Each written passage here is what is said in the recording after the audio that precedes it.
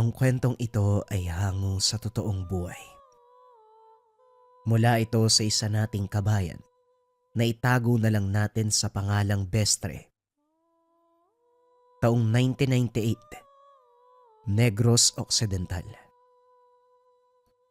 Kapag sinabing antingero, may isip ng tao na malakas, matapang, hindi natatakot sa anuman, lalong-lalo na sa aswang, engkanto, at iba pang mga uri ng elemento at nilalang. Kaso nga lang dismayado si Bestre sa nakakakilala sa kanya dahil isa siyang duwag. Hindi rin malaman ng Ginoo kung bakit gano'n na lamang siya. May anting-anting, marunong sa orasyon at dasal, pero kapag nasa harapan ng kalaban, malambot ang tuhod at kakaripas. Hindi ka naman pala mapapakinabangan eh. Mabuti pang ipasa mo na sa matapang ang gamit na yan. Walang mangyayari kapag nasayo.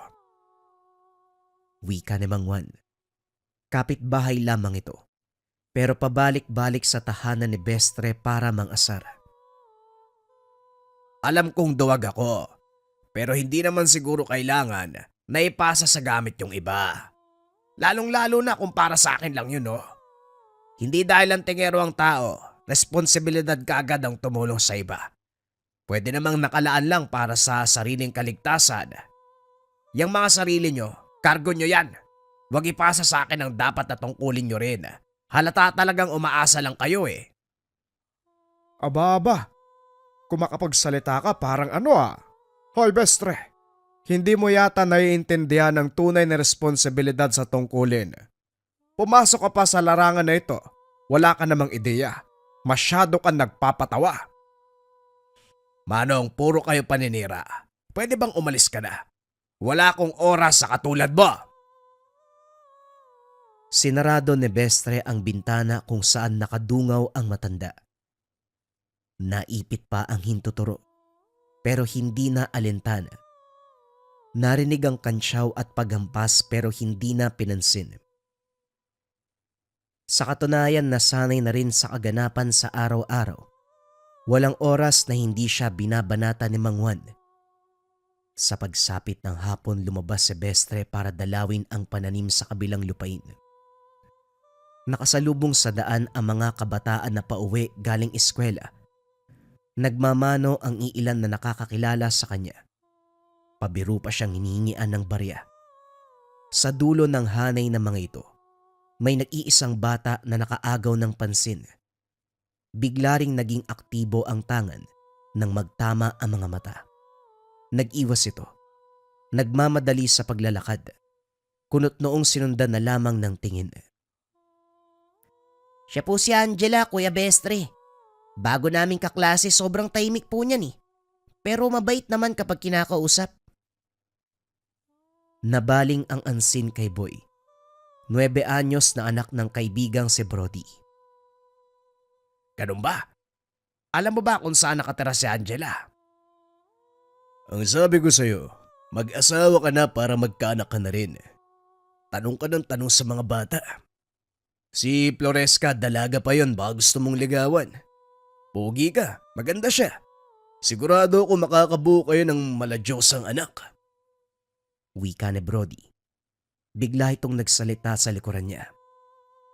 Sira ulong to, hinaan mo nga yung boses mo, baka may makarinig eh. Ano pa ang maisip? Nga pala, kunin mo yung manok doon sa bahay, tapos ko ng putulan ng tare. O mamaya, iuwi ko muna tong chikiting ko. Sa taniman ka ba pupunta? Naku, bilisan mo. Dahil naglalaro mga bata doon, mga tanimang inaapakan. Dali-daling kumilos si Bestre. Tama ang sinabi ni Brody. May mga batang naglalaro at inaapak-apakan ang mga binhi na kahapon lang tinanim. Sa kabutiang palad, isang sitalang tumalima ang lahat. Nakayukong pumila palapit sa kanya para humingi ng tawad. Hindi rin magawang magalit dahil sa kilos ng mga ito. Buntong hiningang sinuri ng tingin ang pananim. Napailing na lamang dahil nawasak. Hindi lang binhi ng mais. maging ang gulay na aanihin na sana. Sa kalagitnaan, napansin ang kaluskos doon sa sagingan. Pagmamay-ari pa rin niya ito. Hindi na sana papansinin, pero nang makakita ng batang umaakyat sa puno, dito na napakilos. Hoy, boba ka nga dyan! Kababaeng tao umaakyat, pasaway talaga. Bata, boba ka nga! Sabing... Natigilan si Bestre nang bumungad ang batang si Angela. Naroon sa puno ng saging habang nakayuko. May hinog ang bunga na siyang pakay. Uminit ng husto ang tangan. Sinubukang hanapin sa paligid kung meron pa bang kasama pero wala na. Kumpirmado ang bata ang tinuturo ng medalyon. Gayunpaman, isinantabi muna. Inalalayan sa pagbaba ang bata. Si Bestre na mismo ang pumutol ng saging para maibigay ang hinog dito. Kagad kumain, halatang gutom. Pinapanood ito ng tahimik hanggang kumuha ng bote sa loob ng bayong para inumin. Agaw pansin dahil may mga ugat sa tubig. Hindi napigilang magtanong. Angela ang pangalan mo, tama. Ako nga pala si Bestre. Itatanong ko lang sana kung ano yung iniinom mo. Bakit may ugat na nakahalo? Kilala niyo po ako? Ang sabi ni Lola, hindi ako makikipag-usap sa taong may tangan. Pero mukha naman po kayo mabait. Kunot noong napayuko sa tangan si Bestre. Nasa loob ito ng damit. At ang tali ng kwintas sa leeg, hindi direktang magtutukoy na anting-anting ang palawit. Paano mo nalaman na may tangan ako? Ano ka ba talaga? Tanong ni Bestre. Hindi ko rin po alam. Ang sabi ni Lola, naiiba po ako sa lahat. Hindi ako ordinaryo dahil may mga bagay akong kayang gawin na hindi po kayang gawin ng iba. Dahil nga sa kondisyon ko, lumipat kami dito para makapagsimula uli eh. Wala na ang mga taong palagi kaming pinagdidiskitahan. Taga saan ka ba? Malapit na rin gumabi, ihatid na kita. Wag na po. Nag-aantay talaga ako na sumapit ang dilim para mas mabilis po yung pag-uwi ko sa amin. Bakit? Anong meron sa gabi na wala sa araw? At saka paano mo nasabing mapapabilis ang pag-uwi mo? Madilim ang paligid. Sekreto lang po to ah. Pero dahil nararamdaman ko po ang kabaitan nyo, hindi po ko tao. Tignan nyo po yung mga mata ko. Bagyang nilakyan ng bata ang mga mata. Lumapit naman si Bestre para tignan ang refleksyon. Hindi makapaniwalang baliktad ang nakikita. Napalunok siya habang dahan-dahang umaatras. Napahawak ito sa dibdib kung nasaan ang tangan. Nang balingan ng pansin si Angela, inosente itong nakatingala sa kanya. Humugot ng hininga. Hindi muna pinansin ang senyales ng tangan. Hindi siya ang tipo ng antingero na gagamit kagad ng dahas. Sa katunayan, ito ang iniiwasan niya. Hinatid niya si Angela sa tahanan nito. Naaaliw habang nasa daan dahil sa pagiging inosente ng bata. Bulgarang ipinakita ang kakayahan bilang aswang. Magugulat na lamang siya dahil pagtingin sa tabi ay wala na. Napansin na lamang ito na nasa bandang unahan. Natatawa sa kanyang reaksyon. Natutunan niya rin na umiiwas ang bata na makagawa ng bagay katulad ng pambibiktima ng tao. Sinanay ng lola na kumain ng pagkain ng normal na tao, binuhay sa pamamaraan ng normal. Pagdating sa mismong tahanan, kagad pinapasok ng matanda ang apo. Kumuha ito ng itak at saka dinuro kay Bestre. Bakit mo kasama ang apo ko? May bala ka ba sa kanya? Sino ka? Magpakilala ka! Lola, siya po si Bestre. May-ari ng sagingan na ninakawan ko ng bunga. Nagutom po kasi ako sa daan eh. Huwag po kayo mag-alala, mabait po siyang tao. Magkaibigan nga po kami. Marahang tumango si Bestre sabay ngiti. Bumati kay Aling Paulina pero hindi pa rin nakukumbinsi. Masama ang tingin. Pinapasok ng silid si Angela para hindi mapakinggan ang usapan. Iho, hindi ako naniniwalang mabait ka. Lalo na sa apo ko may lahi. Nararamdaman ko ang tangan mo at walang antingerong nakikipagkaibigan sa aswang. Kung iniisip mong madaling makuha ang tiwala ni Angela, nagkakamali ka. Delikado ang batang yan.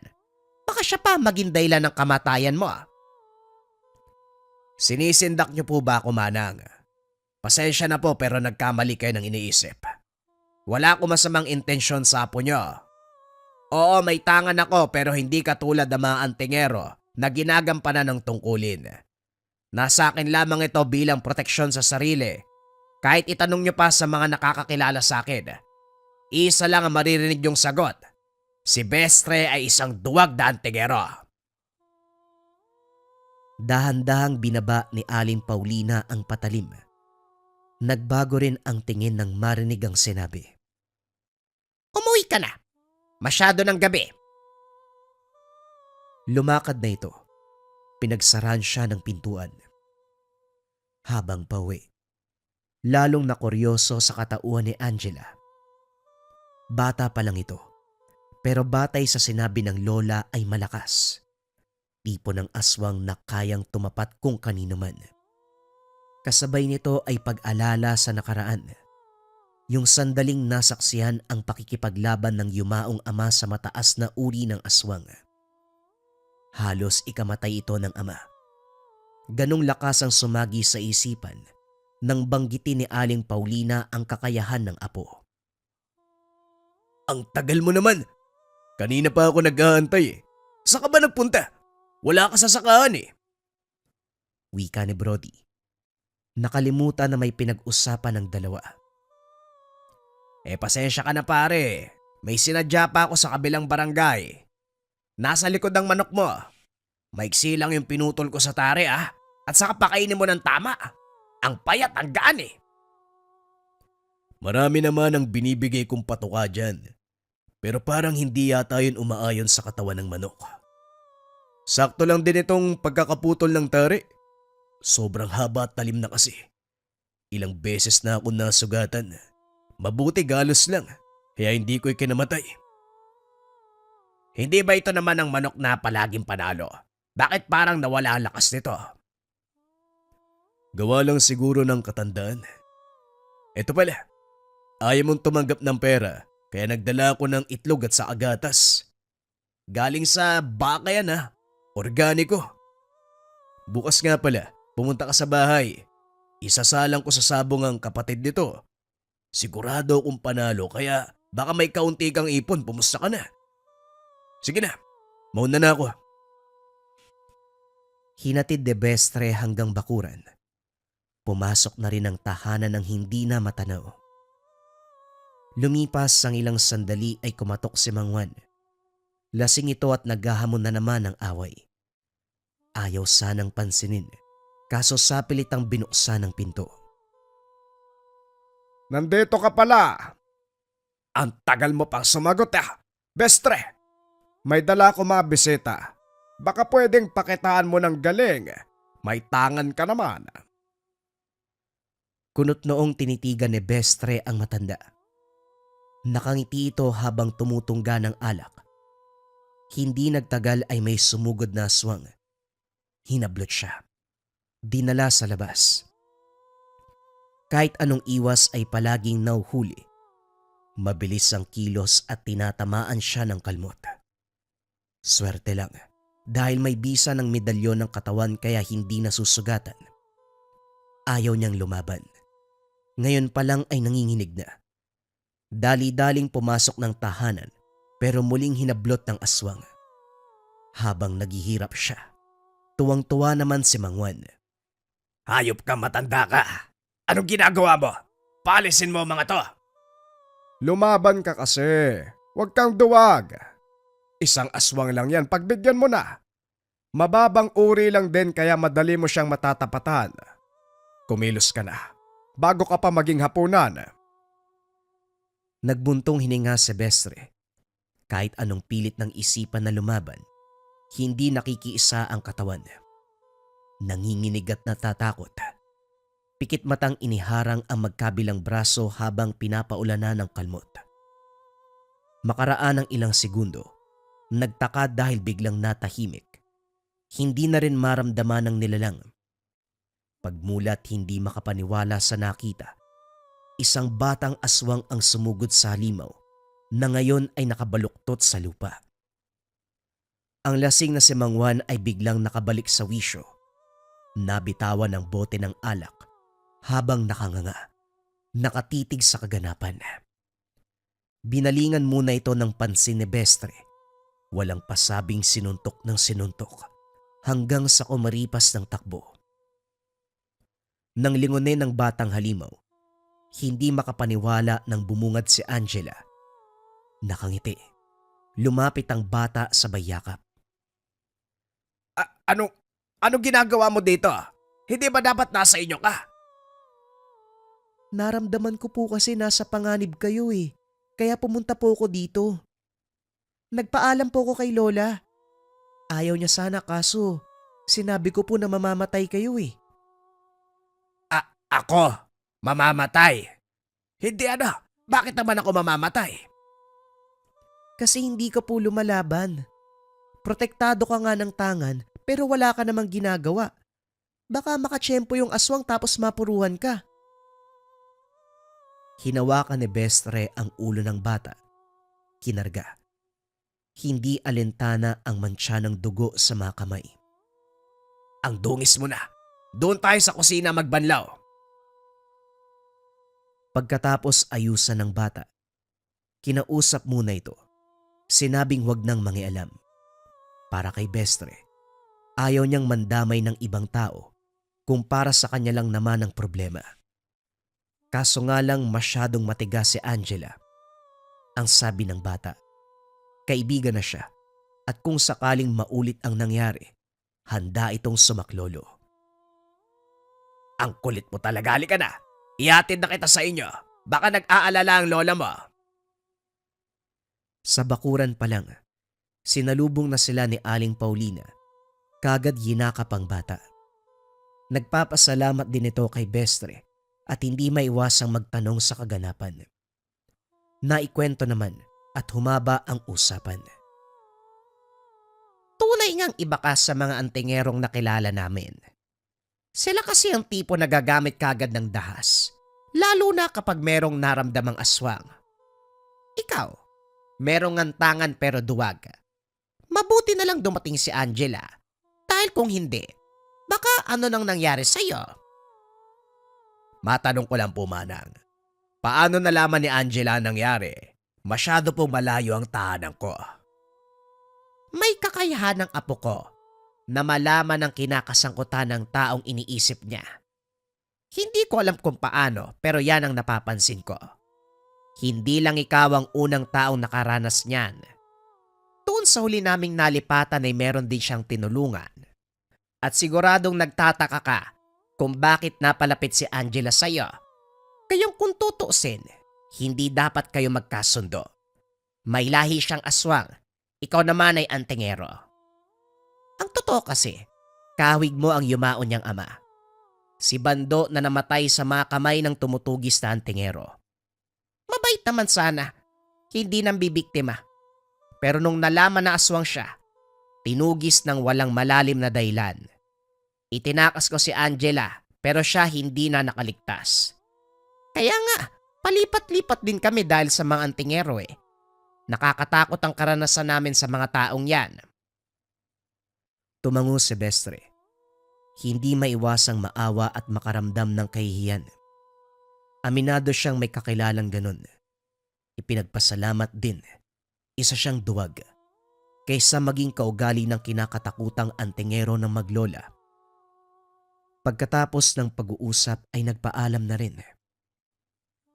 Kinabukasan maagang dumaan si Mang Juan, pero sa pagkakataong ito ay kusang umiwas. Pagsasabihan sana ni Bestre sa ginawa nito nung nagdaang gabi. Wala siyang ideya kung bakit ganito ang kilos ng matanda ngayon. Nahihiya ba siya? Ngayon pa, ang tagal niya na akong winawalang ya. Kapag talaga nakatsyempo ko uli, babasagin ko na yung mukha niyan eh. Oh, umagang init ng ulo mo. Nag-away ba kayo uli ni Mang Juan? Wika ni Brody. May dala itong bayong at panabong. Ano pa ba eh, kilala mo naman ang matandang yan. Kulang sa pansin, napapadalas na naghahamon. O siya magbihis ka na dahil magsisimula ng sabong mamaya. Mainam nang mauna para makapili ng kalaban. Pagdating sa sitio kung saan gaganapin ang sabong, siksika na kagad ang tao. Nagulat si Bestre nang makita si Angela. Nakaupo sa lilim ng puno habang humangat-ngat ng tinapay. May hawak na tasa ng gatas sa kabilang kamay. Akala'y mag-isa lang ito. Kasama pa si Aling Paulina. Lumapit siya para bumati. Nagmano naman ang bata sa kanya. Magandang umaga, Manang Paulina. Angela, napadpad kayo rito. May sadya po ba kayo? Eto, namimili ng pang-agahan. Naubusan kami ng gamit sa bahay. Kaya dito na lang kami nagpunta para bumili. Mamayang hapon luluwas ako ng bayan. Halika, sabayan mo kami. Hindi na po, kakatapos ko lang kumain eh. Manang Igay, kakilala ko po sila. Bigyan niyo po ng pansit at saka pandesal. Magdagdag na lang din po kayo kung anong gusto niyo. Manang Paulina, sabihan mo lang siya. Siyain po yan ng tatay ko. Manang Igay, ikaw na pong bahala ha. Babayaran ko po kay mamaya. Tumango naman ang matanda na tinawag naman ng Igay. Nagpaalam na rin si Bestre dahil isasalang na ang manok ni Brody. Sa unang bahagi ng laban, pabor sa panabong ni Brody. Kaso sa kalagitnaan biglang napuruhan. Pansamantala munang tinigil dahil napigtas ang tare. Kinakabahan dahil naghihingalo ang manok. Huwag mo nang ituloy. Mapapatay ang manok mo. Hindi pwede. Walang atrasan kapag naisalang na. Dalawa lang ang patutunguhan. Mananalo o mabibihag. Bahala na manalo o matalo. Ganito naman ang sabong eh. Nagulat si Bestre nang lumapit si Angela. Inihipan ng manok. Kinarga niya ang bata para hindi maipit sa siksikan. Parehong tutok sa naglalabang manok. Nagkatinginan si Brody at Bestre dahil salip na mapatay ng kalaban ang panabong nila. Bumaliktad ang sitwasyon. Naging marahas ang manok.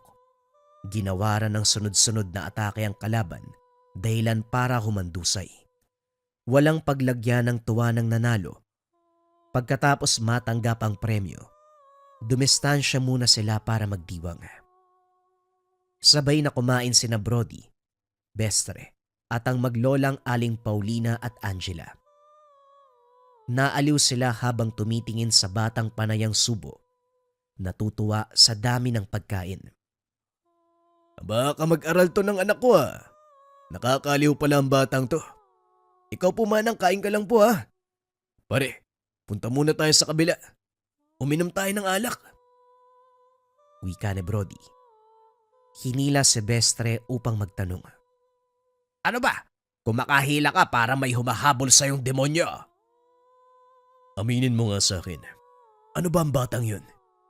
Hindi ako bulag. Kitang-kita ko ang ginawa niya. Inhipan ng manok. May kapangyarihan ba yung batang yan? Kapangyarihan, baliw ka ba? Wala tayo sa pantasya, no? Kapangyarihan ka dyan. Baka kamo sinuwerte lang ang manok mo. Pasalamat ka. Naunang namatay ang kalaban kaysa sa panabong mo. Nanlaki ang mga mata ni Bestre nang makita ang panabong. Mabilis ang paghinga. Nakalaunan ay namatay. Nagmamadali na silang umuwi para maluto ito. Inimbitahan si Aling Paulina at Angela. Sa tahanan ni Bestre naganap ang kaunting salo-salo. Sila lang. Walang ibang bisita. Hapon na nang masimula ng pagluluto. Lumuwas pa ng bayan para mamili ng sahog at iba pang kakailanganin. Saktong naluto ang handa.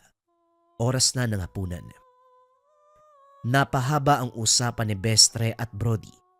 Si Aling Paulina ay nakaidlip sa upuan. Ang mga bata naman, si Angela at Boy ay naglalaro sa bakuran. Nang tumagal, nawala sa isip ng mga ito dahil lasing na rin. Nagulantang nang pumasok si Boy. Umiiyak habang nakaturo sa labas.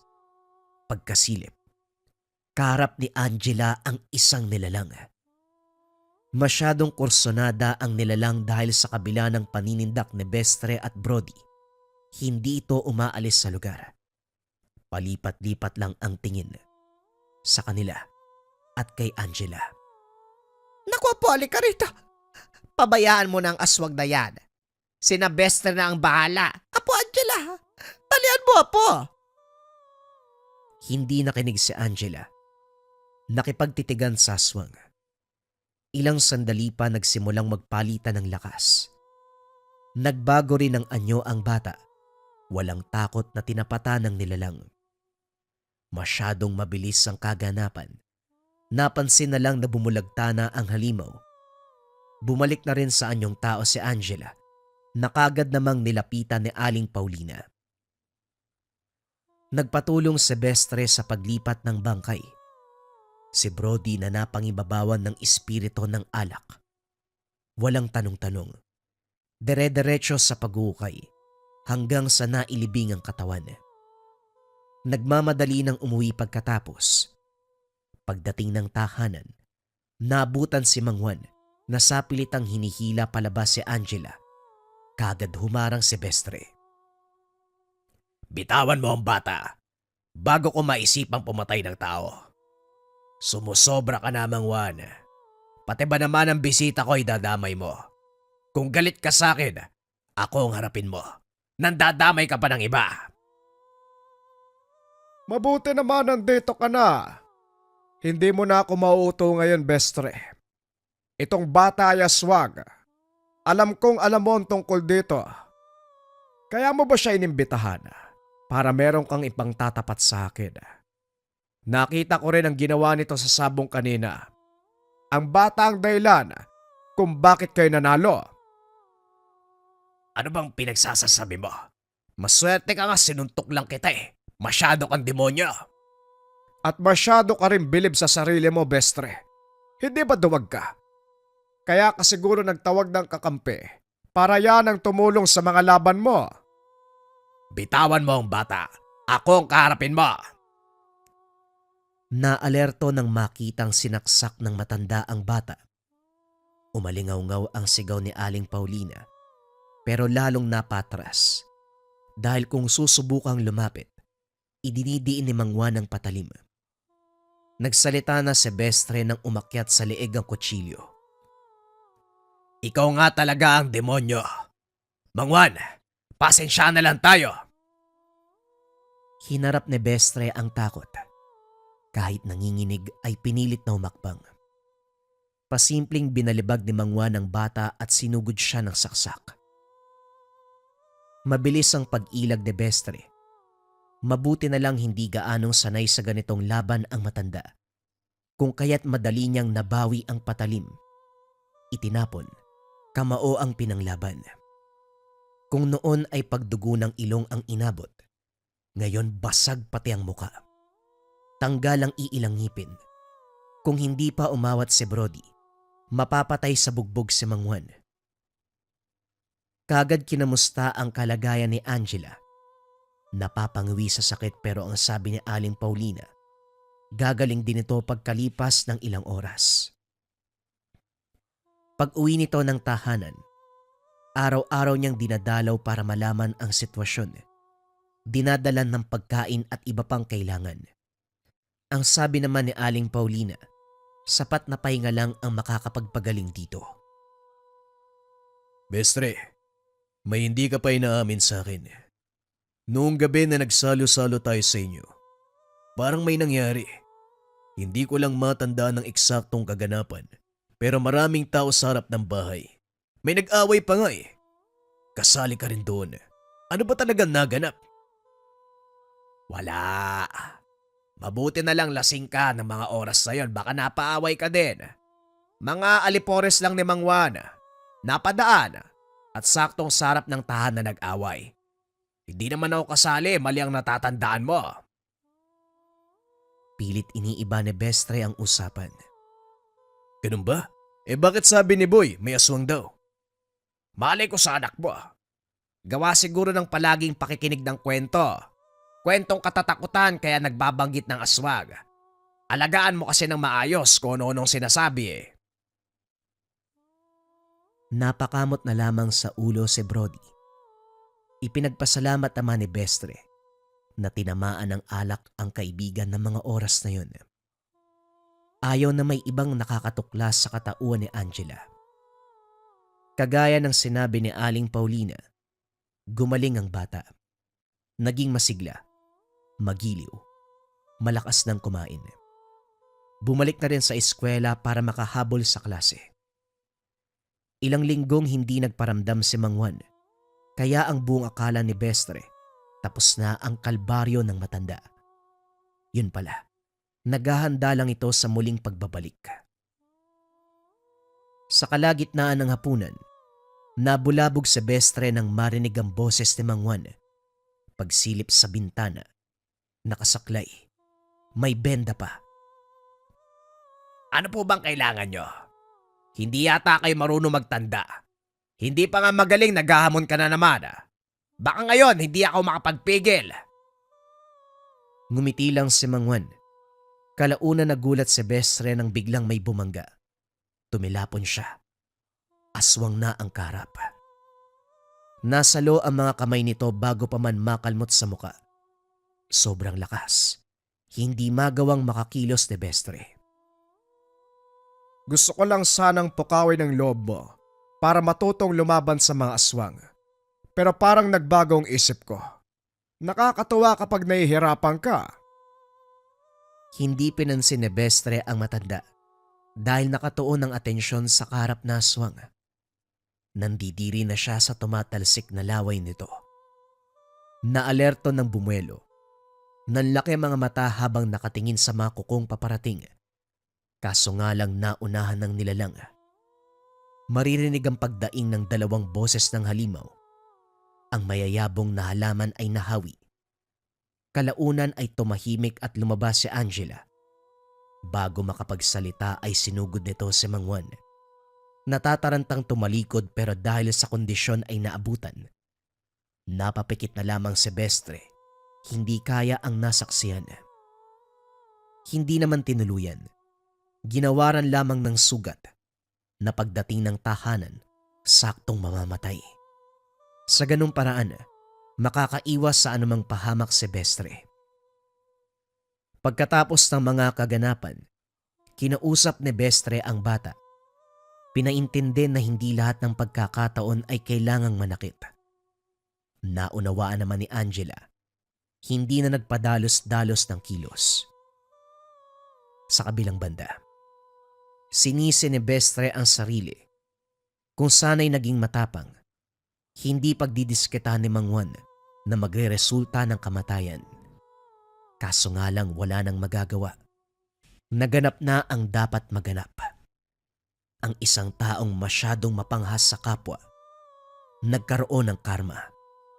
Kung ano ang ginawa niya sa iba, yun din ang nangyari sa kanya. Nadoble pa ang sakit. Humantong sa kamatayan. Bagong kwento pa rin ang kasunod mga kabayan, huwag na nating patagalin pa. Simulan na ang istorya. Ang kwentong ito ay hango sa totoong buhay. Mula ito sa isa nating kabayan na itago na lang natin sa pangalang Gilbert. Walang eksaktong taon. Quezon. Sa loob ng abandonadong kwarto, nagkalat ang mga kagamitan. Madumi ang kapaligiran. Tanging maliit na sinag mula sa kandila ang nagsisilbing ilaw sa lugar. Napakalakas ng ulan sa labas. Bagamat nababasa na ang mga gamit na malapit sa bintana, hindi pa rin magawang isara ni Gilbert. Sa sulok ng mesa nakaupo, nakayuko at hindi gumagalaw. Tila wala na ito sa sarili. Tumutunog ang telepono ngunit hindi ito sinagot. Halos 3 buwan ng ganito ang kalagayan ng binata. Hindi na kumakain o natutulog dahil ang konsensya nito ang pumipigil sa kanya. Hindi matanggap ni Gilbert ang balitang natanggap mula sa kaklase. Si Mariel, ang dating kasintahan ay yumao na. Ang masaklap, isa siya sa dahilan. Matagal nang magkaibigan sila Gilbert at Mariel. Dahil sa kagandahan at kabutihan ng dalaga, hindi na iwasan nitong mahumaling sa kanya. Ilang beses nitong niligawan si Mariel. Ngunit sa bawat pagkakataon, maraan siya nitong tinatanggihan. Ayon sa dalaga, nakikita niya lang bilang kapatid si Gilbert. Hindi nito lubos maisip kung magiging kasintahan niya ang binata. Hindi sigurado si Gilbert kung saan nanggaling ang pag-iisip na to. Marahil bata pa, hindi niya naunawaan na may karapatan namang mamili ng mamahalin si Mariel. Hindi porket gusto niya ang dalaga. Hindi ibig sabihin, obligasyon ng dalaga na ibigin din ito. Bagamat tinanggihan ni Mariel ang panliligaw ni Gilbert, nanatiling mabait ang dalaga dito. Isang araw may bagong estudyanteng pumasok sa paaralan.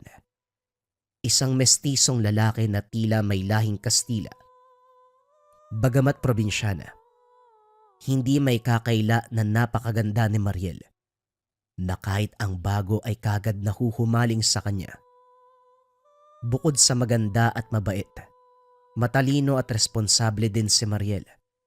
Kaya naman hindi na nakakapagtaka na ito ang naging presidente ng klase.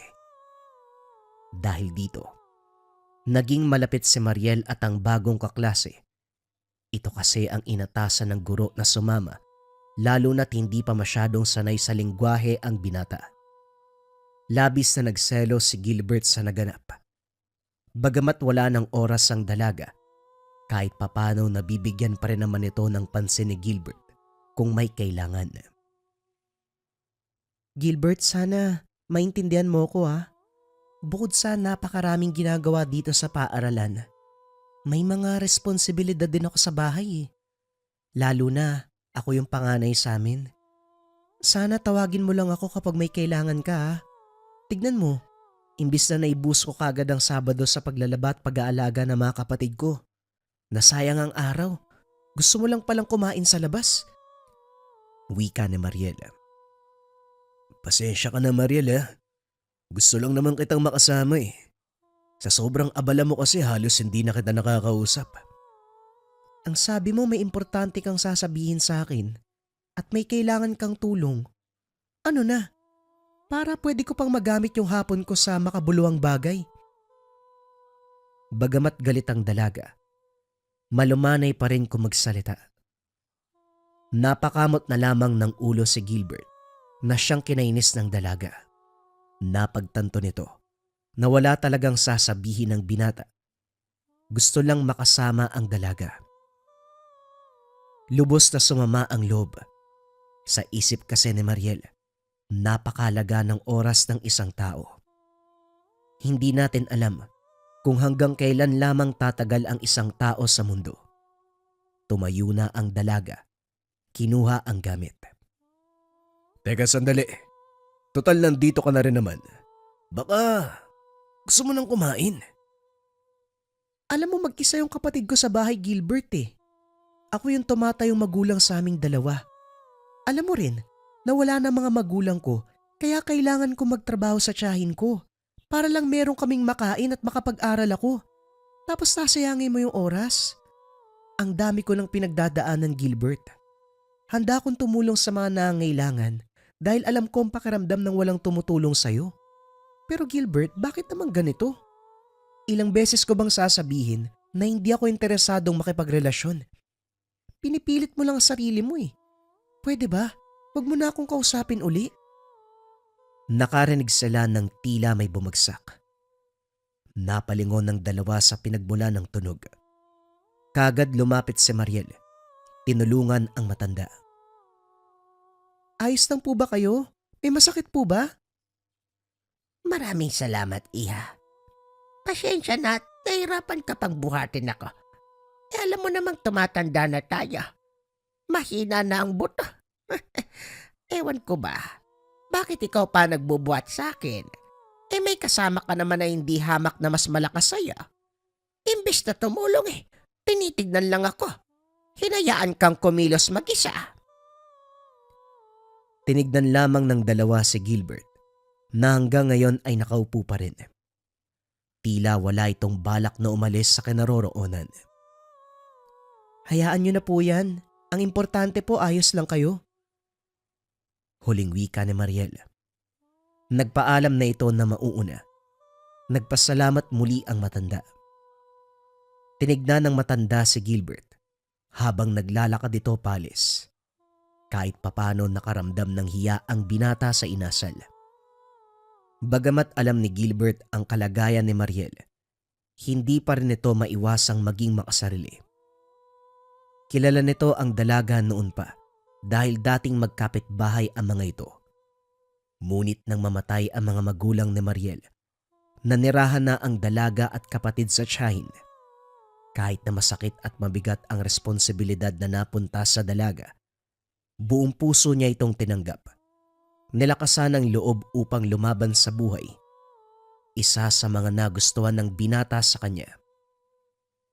Bagamat nasasaktan, pilit pa rin gumagawa ng paraan si Gilbert. Natatakot kasi itong kalaunan. Magkagusto ang dalaga sa bago nitong kaeskwela. Bukod kasi sa ilang beses na nga itong tinanggihan ni Mariel, malayong malayo ang itsura ni Gilbert at ng bagong kaklase. Halos kalahati na ng kababaihan sa silid-aralan ang may gusto. Hindi pa nakakatulong ang pangungutya ng ilan na bagay daw si Mariel at ang bago. Sa isip ni Gilbert, kailangan niyang makuha si Mariel bago pa tuluyang mawala ang minamahal. Hindi nito alam na sa pangungulit ni Gilbert, ito ang magiging dahilan kung bakit magugustuhan ng dalaga ang bagong kaeskwela. Bukod sa pagiging mapilit, tila hindi nakikinig si Gilbert sa sinasabi ni Mariel. Hindi nito narerespeto ang pagkatao ng dalaga. Kahit na ayaw, ay siyang idinidiin pa rin ng binata. Kasalungat ito ni David, ang pangalan ng bagong kaeskwela.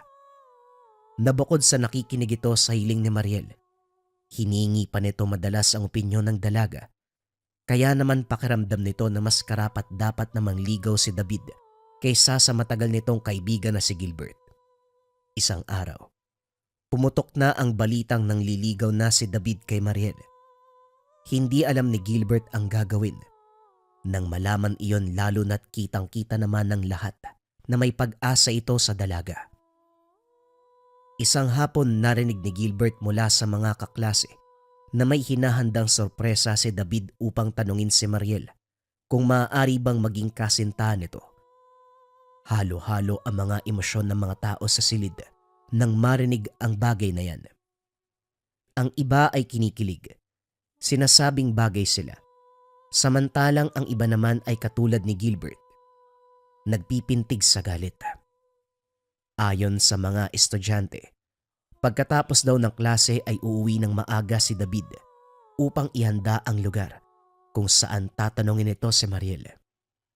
Imbitado ang lahat na dumalo, kaya naman sumama si Gilbert kung nasaan ang lokasyon.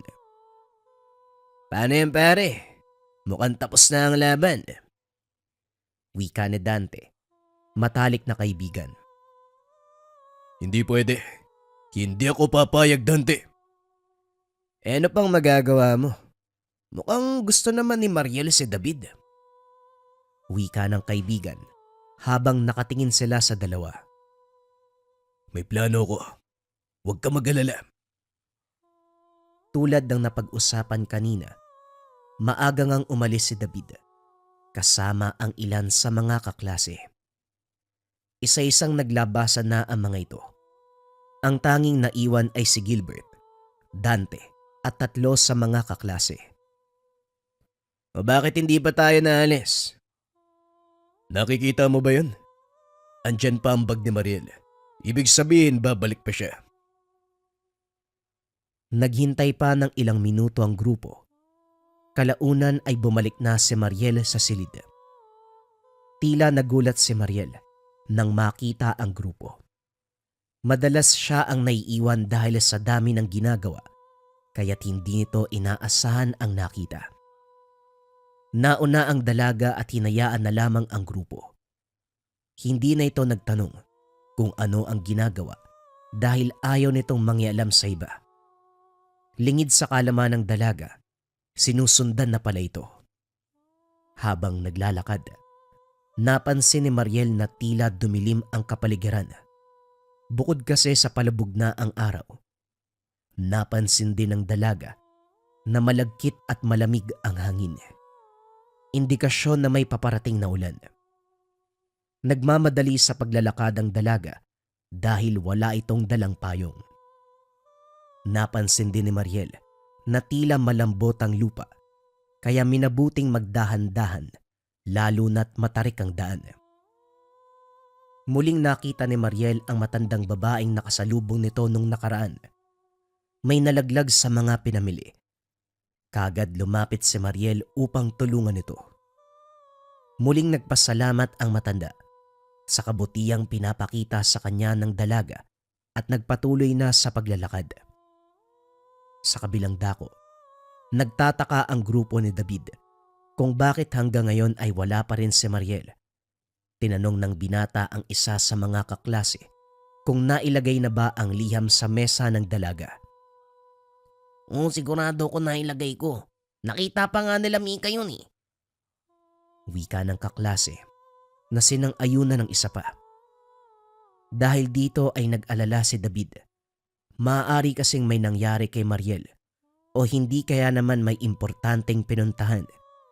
Muli pang nag-intay ang grupo. Nagbabaka sakali na huli lamang ang dalaga, lalo na't paulan pa rin. Habang naglalakad ang grupo nila Gilbert, napansin ni Dante na tila nakangiti ang kaibigan. Bakit abot tenga yung ngiti mo dyan? Hindi sumagot si Gilbert. May kinuha lamang ito sa bulsa. Ipinakita sa kaibigan. Ano naman yan? Diyan ba nakasulat ang plano mo? Basta, basahin mo na lang pare. Napatawa si Dante nang makita ang liham. Grabe ka. Kaya pala pauwi itong si Mariel. Hindi niya pala alam na merong sorpresa si David sa kanya. Eto ba ang plano mo? Akala ko pa naman magarbong hinanda mo. Kaya ka pinagpapalit eh. Ano ka ba? Siyempre hindi lang yun. Sigurado ko, natid na muna nung David na yan si Mariel. Kaya may posibilidad na puntahan niya na lang ito sa bahay. Kaya nga natin siya sinundan eh. Hiramin lang naman natin siya sandali. Para lang hindi siya mahanap ng David na yun. Nagkatinginan sila Dante at ang 3 pang kasama nito. Tila hindi pa rin sigurado kung ano ang plano ni Gilbert. At isa pa, madamdamin ng David na yun. Malamang sa malamang, siguradong mag-aaway sila. Ano ba talaga kasi ang plano mo? Huminto muna ang grupo sa paglalakad. Ibinahagi na ni Gilbert ang plano. Naglalakad pa rin si Mariel. Kahit papano naiilawan naman ang daan ng mga lampara. Malayo kasi ang tahanan ng dalaga. Kaya naman alam ni Gilbert na may oras ito upang tuparin ang plano. Nakakagulat ka naman, Gilbert. Bigla kang sumusulpot. Teka, ano ba nangyari sa'yo? Wika ng dalaga. Rinig na rinig sa boses nito ang pag-aalala sa kaibigan. Aray, wala to Mariel pero pwede ba huwag ka masyadong maingay? Baka marinig nila tayo. Tugon ni Gilbert habang nakahawak sa tagiliran na tila may iniindang sakit. Ano bang nangyari sa'yo, Gilbert? Sinong may gawa niyan? Sandali nga. Alam ko may gamot ako dito sa bag eh. Hindi maiwasan ni Gilbert na mapatitig kay Mariel. Napakabuti ng kalooban. Maganda ang dalaga. Kaya naman hindi nito matanggap na mapupunta sa iba. Mariel, baka pwedeng wag tayo dito. Baka makita nila tayo. Sabihin mo muna sa akin kung sinong may gawa sa'yo nito. Ano? Nakita niyo na ba? Narinig ng dalawa ang boses ni Dante. Magsasalita pa sana ang dalaga ngunit tinakpan nito ang bibig. Sumenya si Gilbert na wag itong magingay. Tinuro niya ang tagiliran at doon naintindihan ni Mariel ang ibig sabihin ni Gilbert. Dahan-dahan itong inakay ang binata, nagtungo sa liblib na parte ng gubat. Dahil sa dilim ng lugar, medyo nag-alangan ng dalaga na gamutin ng binata. Minabuti na lamang nito na intayin umalis si Dante at ang grupo nito bago gamutin si Gilbert. Ayaw kasi ng dalaga na mas lumala pa ang kondisyon kung sakaling magkamali sa gagawin. Ano ba kasing nangyari sa'yo? Matalik mong kaibigan si Dante. Bakit kanya sinaktan? Hindi kagad sumagot si Gilbert. Nag-iisip pa ito ng dahilan sa dalaga. Kagad nabaling ang atensyon ng dalawa nang muling marinig ang boses nila Dante. Sa hindi malamang dahilan, nakaramdam ang dalaga na tila merong mali sa sitwasyon. Tumayo ito. Nagsabi ng manghingi ng tulong. Sandali, baka makita ka nila. Baka kung anong gawin sa'yo. Hindi naman nila alam na nandito ako at isa pa. Wala naman akong atraso sa kanila. Siguradong kahit makita nila ako, wala silang gagawin sa akin. Tugon ng dalaga. Ngunit hindi pa rin binitawan ni Gilbert ang pagkakahawak. Bahagyang napatayo si Gilbert sa kinakatayuan ng abutin siya nito. Sa saglit na pagkakataon, nakita ni Mariel. Wala nang sugat ang binata. Lalong kinutuban si Mariel na nagpumilit na itong umalis.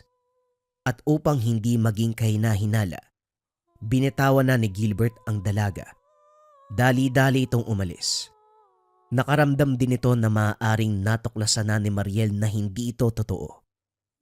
Bago pa tuluyang makalayo, tumayo na si Gilbert at palihim na sinundan ng dalaga. Biglang nawala ang dalaga sa paningin. Ano pa bang inaasahan nito kay Mariel?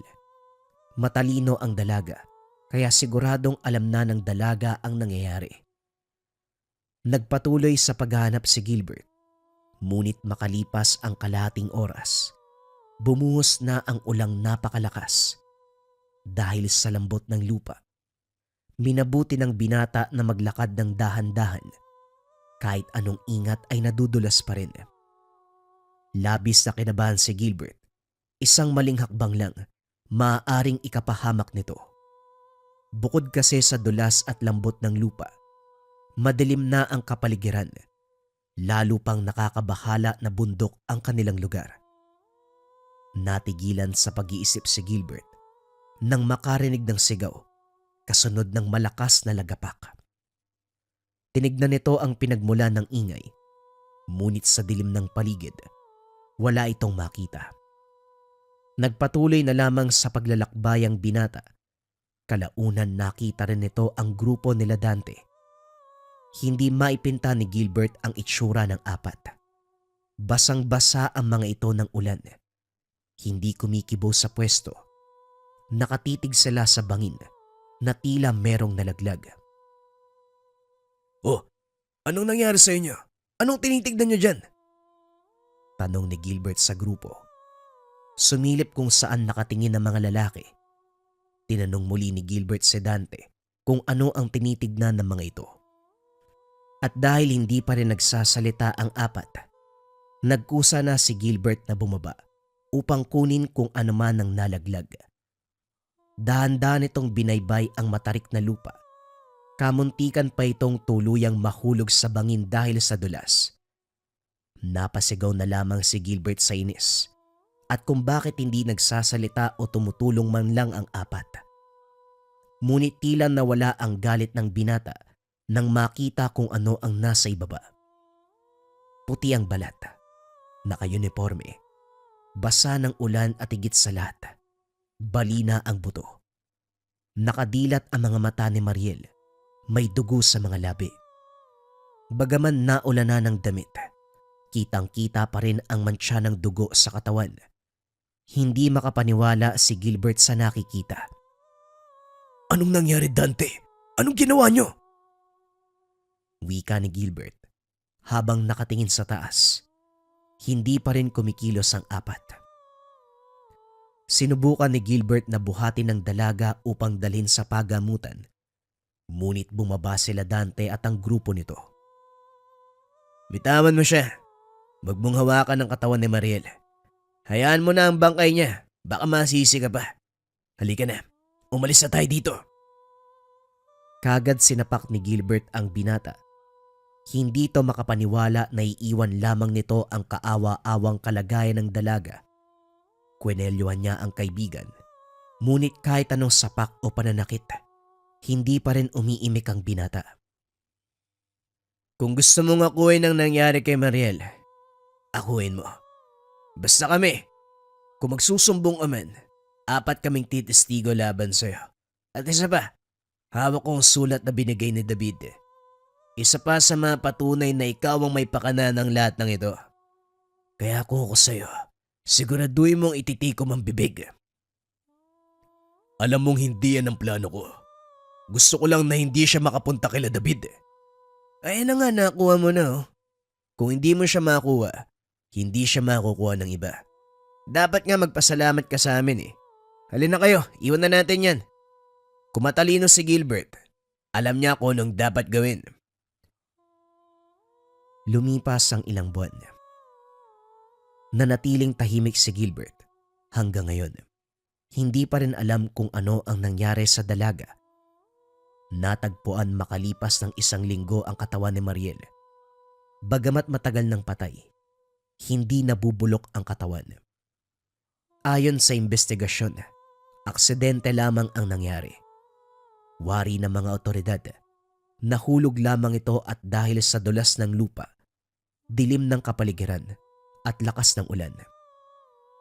Labis na nagluksa ang paaralan, pati na rin ang lahat ng nakakakilala kay Mariel. Hindi nila mawari na kaagad mamamatay ang dalaga. Lubos na nalungkot si David at sa pagkakaalam ng ibang kaklase, nagkaroon ng depresyon si Gilbert dahil matagal na nitong gusto ang dalaga. Sa kabilang dako, sila Dante at ang grupo ay nagpapanggap na tila wala silang kinalaman sa nangyari. Gusto mang alamin ni Gilbert ang katotohanan. Hindi nito alam kung paano sisimulan, lalo na't iniiwasan niyang mapagbintangan sa naganap. Tuluyan nang hindi pumasok si Gilbert. Dahil dito, ilang beses sa sinubukan ng binatang magpakamatay. Ngunit sa hindi malamang dahilan ay hindi ito magawa. Labis ang pagsisisi ng binata at kung maaari lang sana ibabalik ang panahon. Isang araw, muling sinubukan ni Gilbert na tapusin ang kanyang buhay. Ilang linggo na itong hindi makakain o nakakatulog, kaya naman wala na sa tamang pag-iisip. Nabulabog ang kanyang binabalak nang biglang may kumatok ng napakalakas sa pintuan. Tila wawasakin ng kung sino ang kwarto ni Gilbert. Kaagad binuksan ng binata ang pintuan. Nagulat siya nang makita si Dante. Duguan at tila ba nag-aagaw buhay. Nagulat si Dante nang makita ang dating kaibigan. Napakalalim na mga mata. Tila kalansay na ang pangangatawan at halos hindi na naliligo. Kaagad pumasok si Dante at sinara ang pintuan. Kumuha ito ng mga kagamitan. Iniharang sa lagusan. Tinakpan ng mga bintana at siniguradong walang makakakita o makakapasok. Bagamat hindi maintindihan ng binata ang nangyayari, hinayaan na lamang si Dante na kumilos sa tahanan. Wala itong balak alamin kung ano ang ginagawa dahil hindi pa rin ito matanggap ang nangyari. Tila lumagabog ang paligid na siyang kinabahala ni Dante. Nandito na siya. Nandito na sila. Katulad kanina, malakas na lagabog sa pintuan na para bang gigibana. Hindi na nanlaban pa si Gilbert kung ano man ang paparating. Total, balak niya nang magpakamatay. Halos maayisa sa lawal si Dante. Nagmamakaawang ayaw pa nitong mamatay. Lubos na nanghingi ng tawad na tila batang papaluin ng magulang. Dahan-dahang lumingon si Gilbert. Doon nito nakita ang kakaibang hayop o halimaw na ngayon lamang nasilayan. Napakahaba ng braso nito. May pakpak na parang sa paniki. Matalas ang dila at mga ngipin. Puting-puti ang mga mata. Kulubot ang balat at kakaunti ang buhok. Kulay berde ang balat na tila hindi ito galing sa mundo ng tao. Nanigas si Gilbert sa kinakatayuan. Hindi nito alam kung ano ang dapat gawin o maramdaman. Habang si Dante ay hindi mapakali, binasag na ang bintana. Sinubukan nitong tumalon, ngunit sumabit ang katawan sa mga pupog. Bagamat nahiwa ng salamin, hindi nagpatinag si Dante. Pinilit itong makalabas ngunit nahila ito ng halimaw. Nakaladkad ng nilalang si Dante na siyang ikinabaon lalo nito sa bubog. Sumuka ng dugo ang bintana, ngunit lumalaban pa din ito. Hindi inaasahan ni Gilbert na masasaksihan nito ang halimaw. Binuka ang napakalaking bibig. Inangat si Dante. Parang awa mo na, Mariel. Nagsisisi kaming lahat sa nagawa namin. Wika ng binata. Hindi nakinig ang halimaw. Kinain ang ulo ni Dante. Tuluyang tumahimik ang kapaligiran. Kitang-kita ni Gilbert kung paanong namnamin ng halimaw ang katawan ng dating kaibigan. Bagamat takot, kahit papano ay nakaramdam ng hustisya. Tumingin sa kanya ang nilalang. Tumayo si Gilbert at hinanda ang sarili. Itinaas ang mga kamay na tila iniimbita ng halimaw na tapusin na rin ito. Lalo na't alam niyang sangkot siya sa pagkamatay ni Mariel. Mabuti naman. Hindi ka na lumaban pa. Napatingin si Gilbert. Naalala ng binata kung saan ito nakita. Pamilyar ang muka. Ito ang tinulungan ni Mariel noon. Kagad lumuhod. Nagmakaawa na tapusin na ang buhay. Parang awa niyo na. Kunin niyo ang buhay ko kapalit ni Mariel. Hindi ko man alam kung anong dahilan ng pagkamatay niya. Sigurado kong hindi yan karapat-dapat. Kung may dapat mawala sa amin ako yun. Kaya parang awa niyo na. Kahit hindi ako karapat-dapat, sana pakinggan niyo ang hiling ko. Nakikiusap po ako sa inyo. Nagulat ang matanda sa sinabi nito.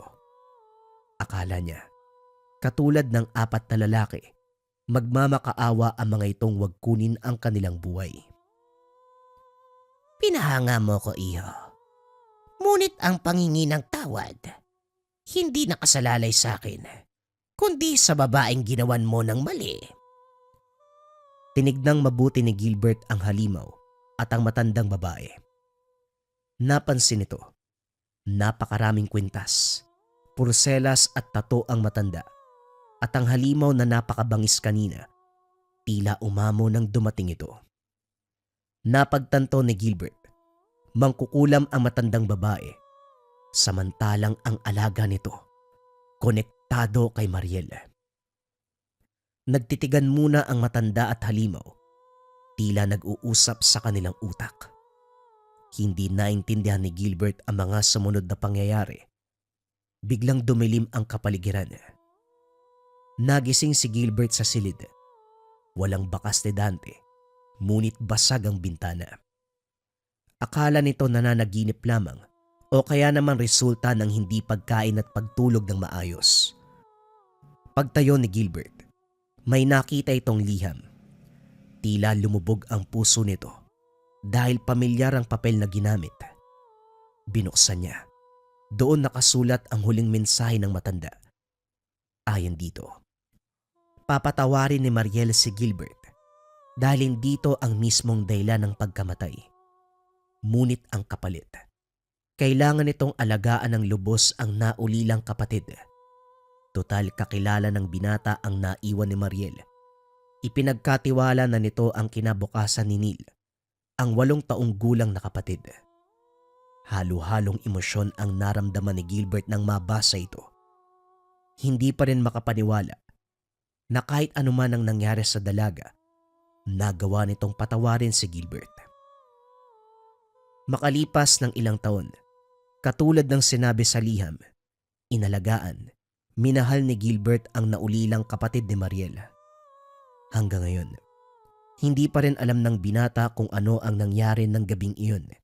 Hindi rin alam kung ano ba talaga ang tunay na nangyari sa pagitan nila Mariel, Dante at ang grupo nito. Ngunit ganun pa man, nagpapasalamat si Gilbert sa tulong ng matandang babae. Nakamit ni Mariel ang hustisyang nararapat. Kayo ba mga kabayan? Ano sa palagay nyo ang nangyari kay Mariel? Ano kayang ginawa ng grupo ni Dante? Maligaya akong babasahin ang inyong opinyon sa ating comment section. Maraming salamat.